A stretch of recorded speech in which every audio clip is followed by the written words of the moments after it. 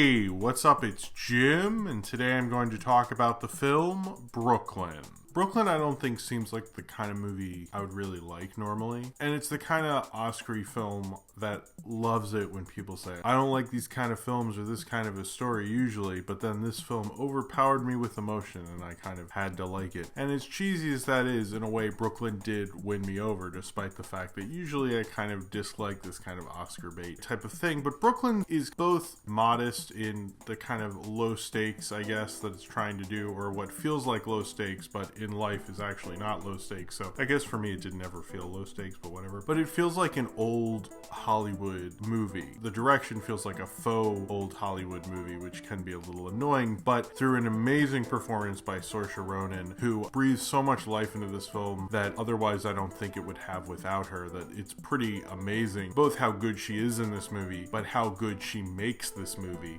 because I think this film has a lot of other things that made it so good, but I think without her, it would not mean quite as much. Certainly she's in pretty much every frame of the film almost. And the film is really about her and her story from Ireland to Brooklyn. It feels like those kind of classic old Hollywood kind of romance, personal journey films that we don't really get that much anymore, but it actually does do it. It actually reminds me of classic Hollywood in a way that I haven't seen a movie really do in a long time. And it gets into that personal journey, personal story, a personal transformation type of film in more of a humble human way than you really think someone could do nowadays. And that's something I really loved about this movie. And it surprised me how much I got into it, how emotional I became by it, and how involved I got into it, which is something that these films always hope to do and usually kind of fail at, especially when people try to do this type of film. But this movie doesn't get overly schmaltzy or overly cliched in the kind of film it is. It just perfectly rides that kind of wave to make a real nice, classically feeling type of movie. A young Irish girl in 1952 named Ailish Lacey, who has been living in this small town in Ireland and isn't really going anywhere, working at a shop by this evil bitch of a woman called Miss Kelly, and her older sister Rose arranged for her to go to America to have a better future, and she leaves Ireland to go to Brooklyn, where a lot of Irish immigrants were living at the time, to live in a boarding house with lots of other female residents. And she lives there and works in a department store, but is incredibly homesick at first. But then a priest played by Jim Broadbent, who's helping her out and making sure she got to America. Priests are very helpful in this, but I'm assuming people trust priests more in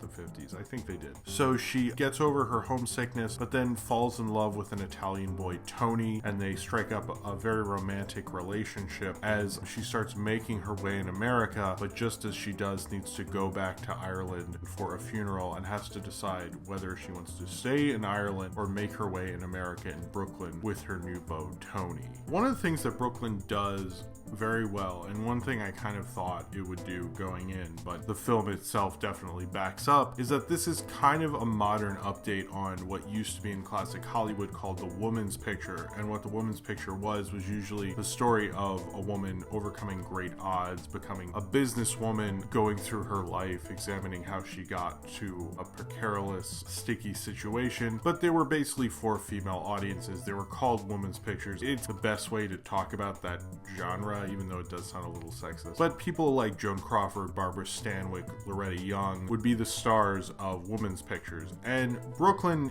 very much feels like that. The way it's structured very much feels like a woman's picture. I really like that about it, because that's one genre I wish Hollywood would do more of, is that kind of movie where you see a small, modest story of a woman overcoming all these things and seeing her life and seeing her transformation. And back in the classic Hollywood days, that's why you had all these female stars that Hollywood was constantly using to its advantage. Nowadays, we don't really have that, and there's so many female stars, I think, that would currently, who would very much be able to use their star power to make a woman's picture work. And Saoirse Ronan does that as well as any of those classic Hollywood actresses. Not that she's as great as Loretta Young and Barbara Stanwyck and stuff. And that'd be very hard, because those women are classic, amazing actresses and one of the greatest in film history. Anyway, that's not the point. But Saoirse Ronan holds her own with all of the former stars of of classic Hollywood with her performance in this film, radiating how much she embodies this film and makes the soul of this film work. When she cries at the beginning of this movie, she grabs me emotionally in such a way that she kind of just doesn't let go. The way they even film her eyes, they'd like lanterns off to the side so her eyes would like sparkle, which is like such a classic Hollywood thing. But she still has a modesty, a truth, and honesty, a humanity to her that you expect from a classic Hollywood starlet. You know, that's why people related to them. There's the idea that a classic Hollywood star, they were so done up in everything you couldn't relate to them. That's not true. They were actresses and they were very good at that. And Saoirse Ronan does that so well. It's such an amazing performance because there's certain points where you know when she's in a particular situation almost what she's thinking because of what she's doing physically. Like sometimes she'll do certain things with her eyelids and it's like you know what's going on in her head. Such a smart, intelligent, mature performance, and it's subtle, and it's one of the great performances of this year. One of the great lead performances of this year. This is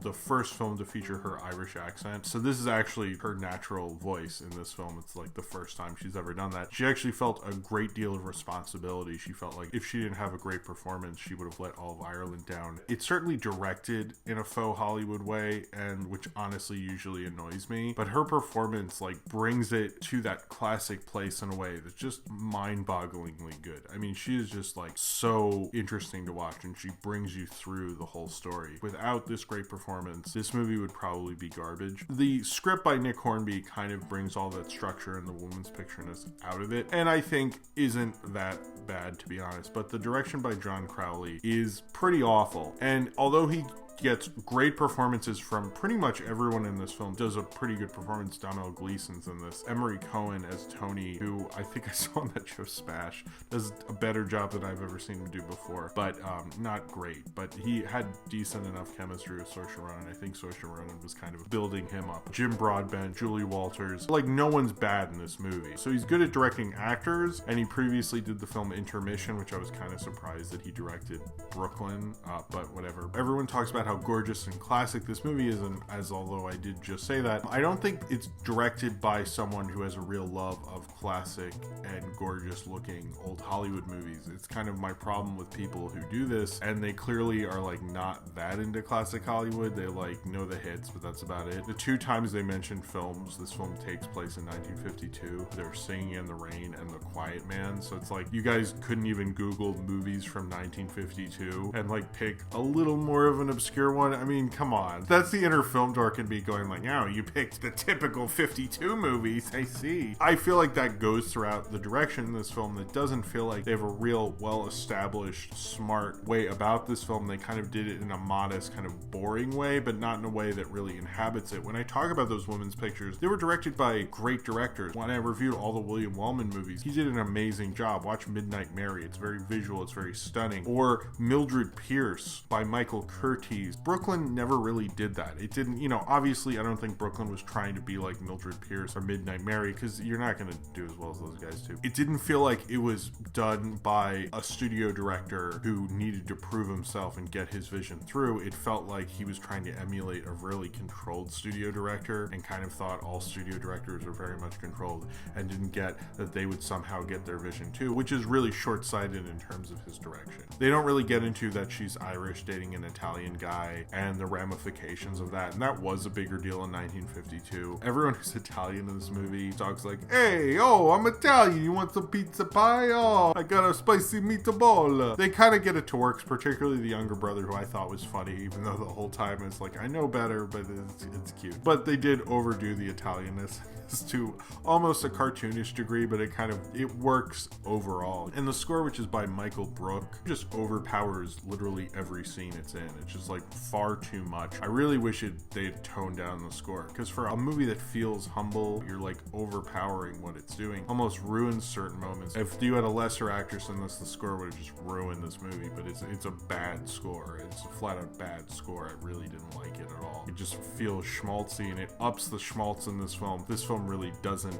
need that at all. I kind of just saw this because my wife wanted to see it, and I knew it's considered an Oscar movie, but I was interested when I saw a trailer, and it looked like more of a woman's picture, and I have said privately, I guess, not on the internet that I wish they made more movies like that. And I was like, well, this is a chance that there's been kind of modern updates of the woman's picture. Alice Doesn't Live Here Anymore by Scorsese was one that's very good. Brooklyn, I think, does it more of the faux classic Hollywood way that people who don't really see movies ever like. But it really works for that, and it pulled at my heartstrings, and I almost cried. I didn't cry, but like there's a part where she cries on the bed that I almost lost. You really feel for her. You really identify with her because you're almost brought into her world. There's a part of her performance I was thinking about, and there's a part of film history and animation history actually that the first cartoon character, the first famous cartoon character was Felix the Cat, is because you knew Felix the Cat could think, because he'd do this thing where he'd walk back and forth and you could tell he was thinking. You could understand he was emoting, and you could understand what was going on in his head. And Saoirse Ronan does a very smart, very visual thing in that you always understand what she's going through, even though she usually says it and stuff. But the fact that that's in there brings out this character, and she really radiates through the screen. I usually hate movies that are more about the acting than the filmmaking and the storytelling, and this film is certainly one of them. But her performance is so good, it really just helps this movie out. And I think this is the kind of movie that I wouldn't mind watching at a retirement home, as disregarding as that sounds, but it's something that makes me like doing that. And I like seeing different films, and I do think there should be more films like women's pictures nowadays, or certainly more films about women, starring women. But I kind of like what this harkens back to. And certainly it's directed in a very faux way, but it's not written and performed in that way. So it almost oddly gets its falsity to kind of work for itself, which slightly annoys me as someone who has seen those movies and understands them. But I also loved it so much I wasn't thinking about it. I think I probably overliked this movie for what it was, and emotionally you might too. You might be surprised by how much you like it, even though while you're watching it and later you're thinking about, wow, I kind of know better. How did I fall for that? But you won't feel tricked. You'll just think about how great of an experience it was, and just seeing this woman transform and understanding choice and understanding what she wants out of life and becoming her own person through her journey to America and Brooklyn, and how glorious that thing is. And I think that's something that the woman's picture did, and it's something Brooklyn did as well. It shows the empowerment. It shows someone going from nothing and becoming something else, and how they got there. And that's an amazing arc to see. It's awesome to see as an audience, because you feel like you went on that emotional journey. You feel like you grew, even though you didn't, and you're just gonna go home. And I think Brooklyn shows how those things can work, even if the way you told that story is relatively weak. The power of it will make it work despite the flaws of the story, and Brooklyn very much does that. So if you have seen Brooklyn and you would like to talk about it, then comment below in the comments and subscribe if you would like to.